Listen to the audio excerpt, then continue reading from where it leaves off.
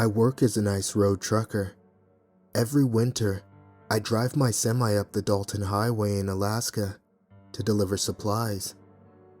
Other drivers complain about how isolated the road is, but I love it. Driving through the expanses of snow-covered wilderness, surrounded by nothing but the stars. It's the dream. Well, it was the dream. Until the night of January 17th, 2017. I was driving the stretch between Coldfoot and the Purdue Bay oil field around midnight. It's the loneliest part of the highway. 200 plus miles with no gas stations, restaurants, no cell phone reception, no traces of civilization at all. Then my headlights rolled over a truck. It had skidded off the road and flipped on its side. From the distance, I couldn't tell if it was fresh or a week-old wreck the recovery crews just hadn't picked up yet. "Hey, Jim," I yelled. He was back in the sleeper. We drove together and took turns, so we didn't have to stop for the night. Besides, it was always safer to have a second person if we ran into an emergency. He poked his blonde head out. "What's up?" "Look." The wreck rapidly approached. It was dark. No headlights, no fire, no lights on in the cabin.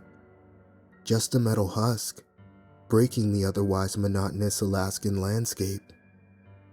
"Poor fella," he said, reaching for the cup in the holster. A long slurp echoed from behind me. "This road gets mighty nasty sometimes. Maybe we should stop, see if they might need help." "Nah, it's an old wreck. Look how dark it is." Uneasiness settled in my stomach. I'd always felt safe driving up the Dalton Highway because fellow truckers were so helpful. Once, when I had gotten a flat, no less than 3 stopped in to make sure I was all right. It was like we were all part of an unspoken brotherhood, looking out for one another. I stomped on the brakes. The truck screeched to a halt. Hey, what are you doing?" Jim protested. "We're stopping?" "I'm sorry, I just need to make sure no one's in there." Leaving the headlights on, I swung the door open and pulled myself down. Wait, I'm coming," Jim called after me, putting on a coat. I didn't wait for him. Instead, I walked ahead, ice crunching noisily under my boots. The cold wind bit into my exposed face, and I grimaced.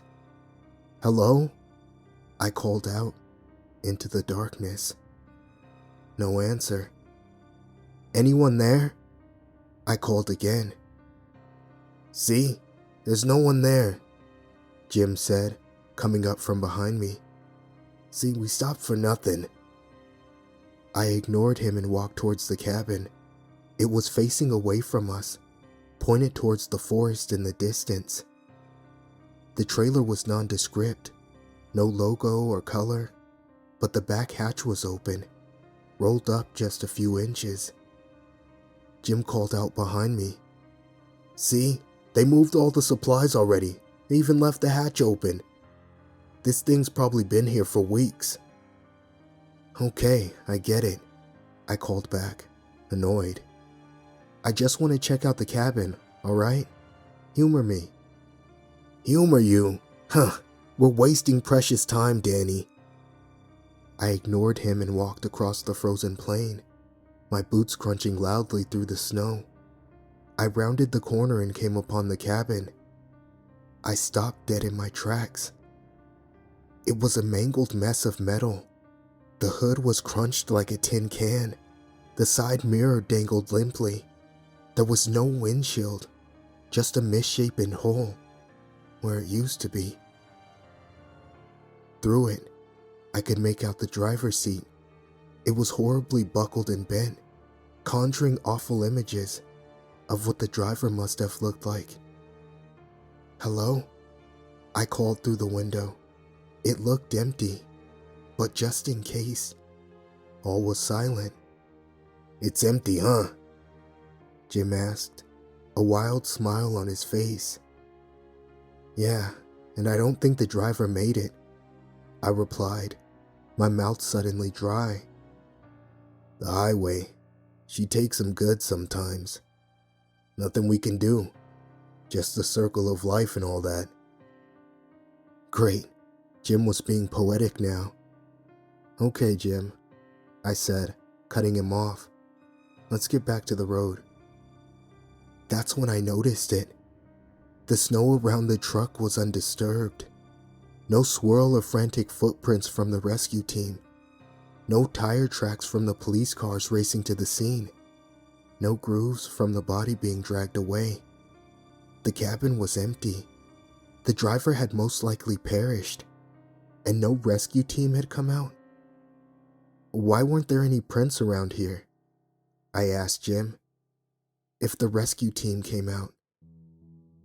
Must be weeks old, like I said. Probably snowed 10 times since they got him and the supplies out. Covered the prints right up. Yeah, I guess you're right. That did make sense. Now that I took a closer look, there weren't any skid marks in the snow from the truck either. Defeated, I turned and walked back towards our truck. Wait, what's this? I turned around. Jim was crouched in the snow, trailing a finger across the ground. What's what? These prints. I walked back over and crouched beside him. There were several overlapping trails of footprints. They began at the back door of the trailer, weaved through the snow, and ended somewhere in the darkness of the plains. And they looked fresh. The edges were sharp and clean, not softened by the wind or the snowfall. That doesn't make any sense. We're in the middle of nowhere, not a single soul for miles around. Then who made these prints? I don't know. Well, let's find out. Jim walked over to the back door and with a grunt, pulled it open. The metallic sound reverberated through the trailer, echoing against the snow. I pulled a flashlight from my pocket and flicked it on. What the hell? The trailer looked lived in. Empty glass bottles glinted in the light, stacked up in a line against the wall. Clothing was strewn everywhere. In the right corner, they were piled up with a blanket to form a rough bed. There's nobody. Nobody for at least 200 miles, he said with fascination, pulling himself up into the trailer. What the heck is going on here? Hey, wait, I called after him. We shouldn't. There's tools back here, Danny, he called out, his voice echoing in the metal box. All kinds of knives and spears and stuff.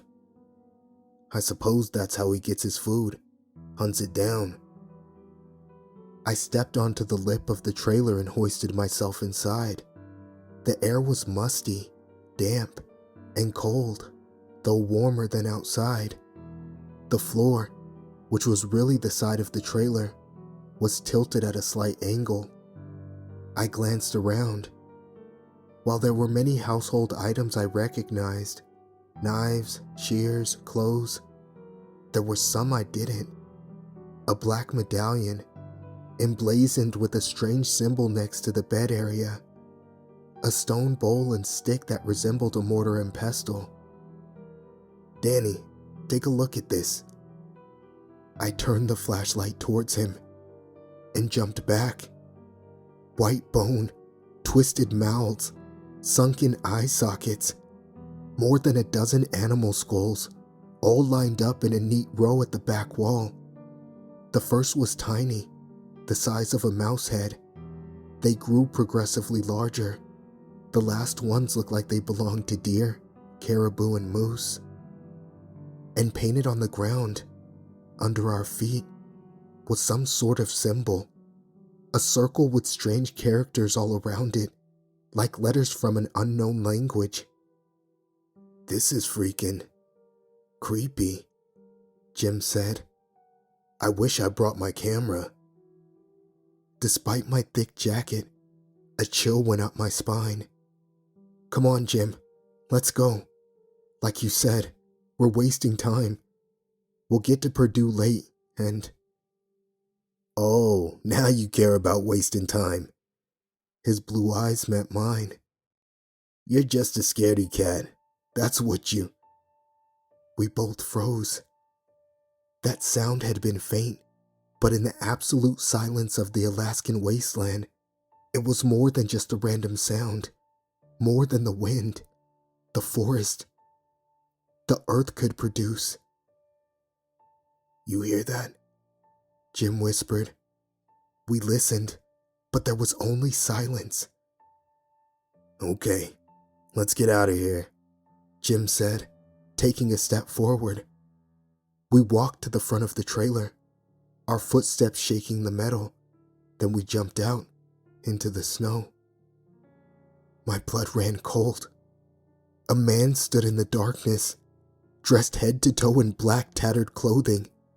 A hood veiled his face in shadow, and a knife glinted in his right hand, catching the light of our headlights. We broke into a run. He bolted forward, crunching footsteps rang behind us, growing louder by the second. My lungs burned in the cold air, but I forced myself forward. My hand fell on the metal handle of the truck. I dove in. Jim followed me a second later. He madly pressed the lock button. I turned the key, and the engine rumbled underneath us. Drive, Jim yelled, panting. My headlights flashed over the man. He stood still in the snow, staring at us with wild blue eyes, gripping the knife tightly. And behind him, more figures materialized around the fallen trailer, all wearing black hooded clothing. They remained still, their heads turning to stare as we pulled onto the highway. Then they were left in the dust as we sped forward into the Alaskan wilderness. We called the police, but by the time they made it out there, the truck had been cleaned up. It was just an empty old wreck. No animal skulls, no strange symbols, no sign that anyone ever lived there. I hadn't driven a truck up the Dalton Highway since that night. I still deliver supplies, but to other parts of Alaska. Never again will I voluntarily drive up that cursed road. But sometimes I hear about disappearances along that highway. A lonely trucker here or there, vanishing into thin air. His vehicle left behind, parked on the side of the road. And I know he didn't just get lost on that lonely stretch of highway. He was taken.